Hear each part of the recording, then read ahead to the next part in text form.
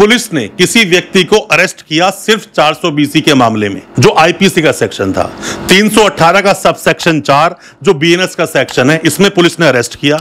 कोई नोटिस वोटिस नहीं दिया किसी को भी, और पुलिस ने अरेस्ट करके जेल में डाल दिया, और उसकी बेल हाई कोर्ट तक भी नहीं हुई। दोस्तों, आज की अपनी इस वीडियो में हम बात करेंगे कि पुलिस ने किसी व्यक्ति को अरेस्ट किया सिर्फ 420 के मामले में, जो आईपीसी का सेक्शन था। 318 का सब सेक्शन 4 जो बीएनएस का सेक्शन है, इसमें पुलिस ने अरेस्ट किया।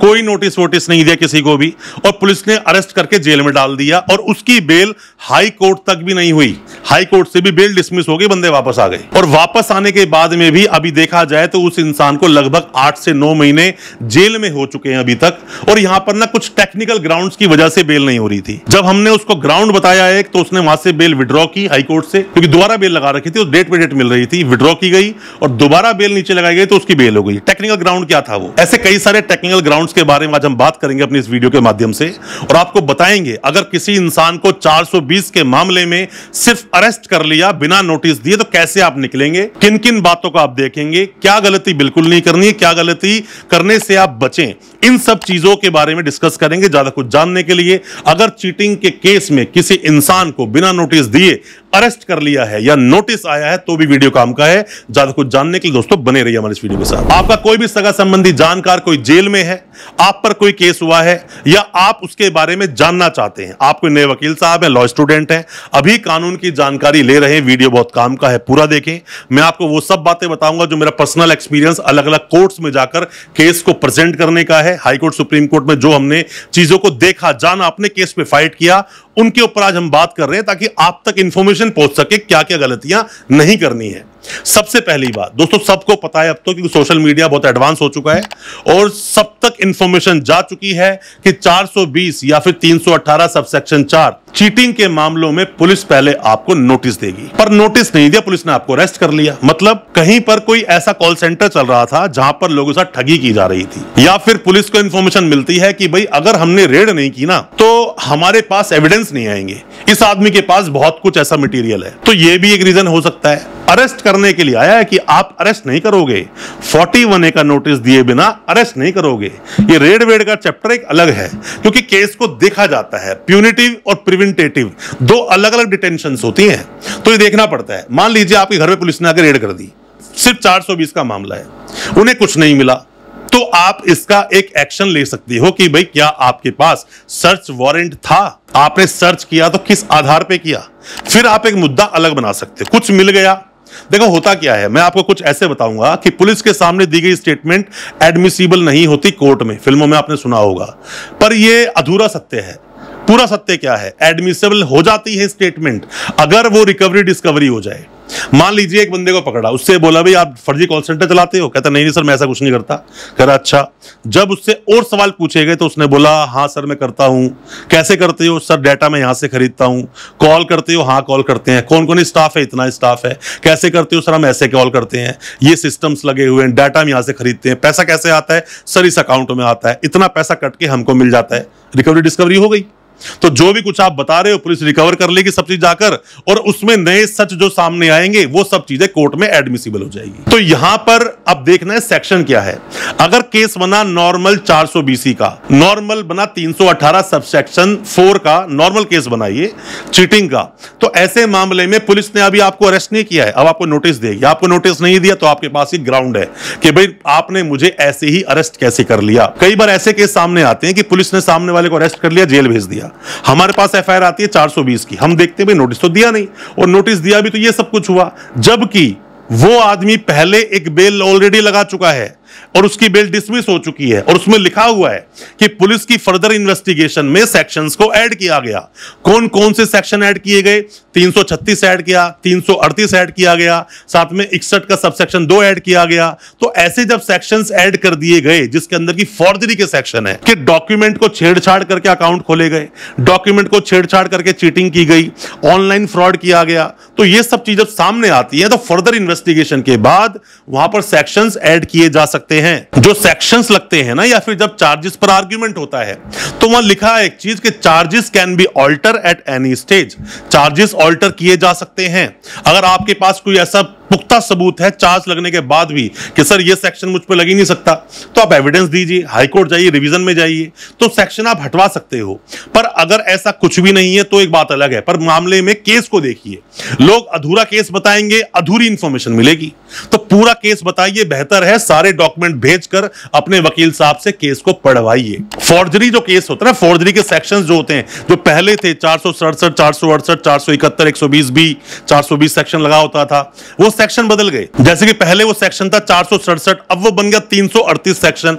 जो पहले था 468 सेक्शन, वो बन गया 336 का सब सेक्शन 3। साथ में 471 एक सेक्शन था, वो बन गया 340 सेक्शन। जो पहले 120B था, अब वो बन गया 61 का सब सेक्शन 2 सेक्शन। साथ में ही कुछ सेक्शंस को और लाए, जैसे कि कोई भी इंसान अगर हैबिचुअल ऑफेंडर है, मतलब या फिर आप ये मानो ऑर्गेनाइज क्राइम है, तो ऑर्गेनाइज क्राइम को ये समझिए कि 111 सेक्शन लगाएंगे या 112 लगाएंगे। 111 आ गया तो ऑर्गेनाइज क्राइम, जो बड़े लेवल पे क्राइम हो रहा है सारा। और अगर बार बार क्राइम हो रहा है ये चीज, तो ऑर्गेनाइज क्राइम आ जाता है, या फिर ऑर्गेनाइज तरीके से किसी को ठगा जा रहा है, तो यहां पर 111 सेक्शन लगाया जाता है। 112 सेक्शन भी लगता है पेटी क्राइम्स पर, छोटे छोटे क्राइम्स पर वो भी ऑर्गेनाइज तरीके से होते हैं। तो ये भी आपको देखना पड़ेगा। एंटीसिपेटरी बेल लेने गए हो तो केस को कैसे प्रेजेंट किया। कभी भी दोस्तों आपको एक बात बहुत महत्वपूर्ण आपको समझाऊंगा, जब भी आप एंटीसिपेटरी बेल सेशंस कोर्ट में लगा रहे हैं, केस को डिटेल में अपने वकील साहब को समझाइए। वकील साहब वक्त नहीं दे रहे तो मतलब भाई अपनी बेल, एंटीसिपेटरी बेल उन वकील साहब से डिटेल में समझाइए। डिटेल में आपके सारे फैक्ट पिटीशन में होने चाहिए। अगर सारे फैक्ट पिटीशन में नहीं है और ऑर्डर में चीजें नहीं आई तो हाई कोर्ट भी सुनेगा नहीं आपकी बात को। आप पूरे फैक्ट को लाइए अपने ऑर्डर के अंदर। अगर एंटीसिपेटरी बेल डिसमिस भी हो गई, सारे फैक्ट लेके हाई कोर्ट सुना सकते हो, बता सकते हो कि भाई जो मेरा पिछला ऑर्डर था, जो सेशन से बेल डिसमिस हुई, उसमें सब बातें लिखी हुई है, मैं ये सब बातें बोलने के लिए वहां पर गया था, पर मेरी बातों पर सुनवाई नहीं हुई। देखिए कानून कहां टूटा है। जो मैंडेट प्रोविजन है कहीं उनको तोड़ तो नहीं दिया गया, या फिर ग्राउंड्स ऑफ अरेस्ट ना बताए गए हो, नोटिस ना दिया गया हो, पुलिस में बहुत मारपीट की गई हो, वहां पर पुलिस ने आपको ज्यादा वक्त तक रखा गया हो, 3 दिन 4 दिन तक मारा पीटा गया हो। तो ये सब चीजें ना वकील साहब के एक्सपीरियंस पे निर्भर करता है। वकील साहब अगर अच्छे एक्सपीरियंस के साथ अगर आपके साथ हैं तो वो बहुत सारे पॉइंट निकाल लेंगे। और वकील साहब को एक्सपीरियंस नहीं है तो एक बात दोस्तों अलग है, मैं कुछ बोलना नहीं चाहूंगा उसके ऊपर, पर वकील साहब को एक्सपीरियंस आता है केसेस को लड़ लड़कर। आप जब किसी ऑफिस में जाते हैं ना, तो ऐसी बात में 2-4-5 फाइलें मंगा लो, देख लो उस तरह केस पहले वकील साहब ने केस लड़े भी है कि नहीं लड़े। अगर केस लड़े हैं फिर तो आप समझ सकते हो हाँ भी केस लड़े हैं। और जब आप वकील साहब के सामने बैठते हो ना, तो उनकी नॉलेज वैसे भी आप देख लेते हो कि कितना उन्हें जानकारी है चीजों के बारे में। दोस्तों एक डॉक्टर के आप पास गए और डॉक्टर हर बंदे को बुखार होते ही, थकावट होते ही, दर्द होते ही सीधा पैरासीटामोल थमा देता है, तो मतलब उस डॉक्टर को ज्यादा दवाइयों के बारे में पता नहीं है। हर बीमारी के लिए अलग दवाई बनी है। इसी तरह से हर वकील साहब के पास केस को पढ़ने के बाद अलग ग्राउंड्स होते हैं कि भाई मैं इसमें ऐसा कर सकता हूं, कि भाई मैं इस केस में ऐसा कर सकता हूं, पहले भी मैंने बेल ली है इस ग्राउंड के साथ में। ये तो एक्सपीरियंस के आधार पर है। एक वकील साहब 60 साल के हैं, 60 केस अब तक नहीं लड़े, मतलब उन्होंने वकालत ही की होगी 55 साल की एज में, या फिर कभी कोर्ट जाते ही नहीं थे, जाते भी थे केस कभी नहीं मिलते थे। एक आदमी है 40 साल का, 400 केस लड़ चुका है। तो दोनों में देखना पड़ेगा, क्योंकि देखो ये तो प्रैक्टिकल चीज है। सिर्फ पढ़कर दोस्तों ऐसा बोलते हैं कि ज्ञान जो होता है, ज्ञान बुद्धि बोलते हैं, किसी भी इंसान को पैसा वैसा वेल्थ कुछ भी आप दे दो, ये सब छीनी जा सकती है, बुद्धि किसी की, ज्ञान विजडम किसी का छीना नहीं जा सकता। इसीलिए और बहुत ज्यादा पढ़ लिख लिए, केस एक भी नहीं है, तो भी तो वो बुद्धि बेकार, किसी काम की नहीं है। प्रैक्टिकल चलता है हमारे कोर्ट्स में, प्रैक्टिकली चीजों को प्रेजेंट करना पड़ता है। कई बार हम दूर दूर केस लड़ने जाते हैं अलग अलग गांवों में, जहां गांव में जज साहब भी बस बैठ के परेशान है, लोग आ रहे हैं जा रहे हैं, जी हजूर, हाँ हजूर, जी जनाब, बस ये चल रहा है, केस पे कोई कार्रवाई नहीं हो रही। सेशन कई बार क्या होता है कि 307 का मामला होता है, मर्डर केस, रेप केस होते हैं, पॉक्सो होते हैं, एनडीपीएस केस होते हैं, तो इसमें चार्ज फ्रेम कराने पड़ते हैं, एविडेंस पे लाना पड़ता है। ईओडब्ल्यू केस होता है, एविडेंस पे लाना पड़ता है, तो ये सब करते ही नहीं है लोग। वो 6-6, 7-7 महीने बीत गए, चार्ज फ्रेम नहीं हो रहे, सेशन कमिटल नहीं हो रहा। तो ये सब चीज देखनी पड़ती है। चीटिंग फॉर्जरी के मामले में जो केस का ट्रायल है कहां चलेगा? मजिस्ट्रेट साहब के पास चलेगा। मजिस्ट्रेट साहब के पास सेशन तो कमिटी इसमें होना ही नहीं है। तो जब सब कुछ उनको ही देखना है तो पहले बेल उनके पास लगाओगे, डिटेल में बनवाइए, जजमेंट के साथ बनवाइए, देखिए कौन कौन से ग्राउंड्स अच्छे अच्छे डाले गए, जजमेंट कौन से डाले गए हैं। नहीं बेल हुई आपकी, रेगुलर बेल, आपको इंसान जेल में है, सेशन कोर्ट में लगाओ। कई बार बंदे के पास 8-10 केस होते हैं, बैंकों से ठगी करी हुई है। अब सोचता क्या क्लाइंट, अरे भाई साहब मैंने आज करी है, 2 दिन में बाहर निकाल देना मुझे आप। कोई हलवा है क्या? ऐसे कोई बाहर निकल जाता है क्या? अरे भाई साहब, टाइम लगता है, केस को बनाना पड़ता है। 2 महीने, 3 महीने, 5 महीने में घर वाले परेशान, हाय हाय क्या करें, 3.5 करोड़ रुपए हम पैसा देंगे भी नहीं और हमें आप बाहर निकाल दो। 3.5 करोड़ रुपए आपने हजम कर लिया बैंकों का, और आपके पास वक्त तक नहीं है अपने वकील साहब को देने के लिए कि वो अपने केस की तैयारी अच्छे से कर सके। तो इस तरह के केसेस को जो क्लाइंट खामखा परेशान करे, पता होता उससे कुछ है नहीं, दूसरी जगह जाकर भी टाइम ही खराब करना है उसको, या गलत एडवाइस। मैंने कई बार देखा 4 करोड़ का कोई स्कैम था, वहां पर जा कमिटमेंट करके आगे जो पैसा देने के लिए तैयार है, अभी कितना दो, 50 लाख देंगे, घर बेच के, घर गिरवी रख के 50 लाख दे दिया बस बाहर निकालने के लिए। अगली डेट लगी, पैसा ही नहीं देने के लिए, कुछ डेट बीती, बंदा फरार हो गया, 82 की कार्रवाई हो गई। 82 सीआरपी से भगोड़ा करार करने के लिए बोलते थे, अब वो 84 सेक्शन बन गया है।